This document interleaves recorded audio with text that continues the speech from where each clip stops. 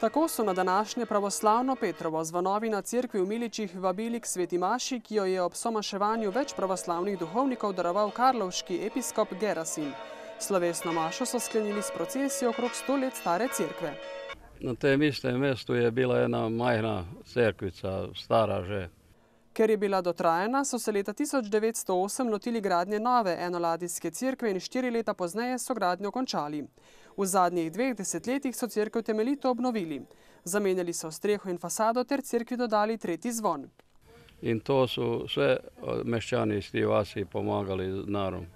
Svaki se odrekao skoro jedne plaće, mogoče eni i veći, da smo to odgradili. Pa čeprav v 4 uskoških vaseh, ki sodijo v Marindolsko pravoslavno župnijo, živi le še okrog 100 pravoslavnih vernikov.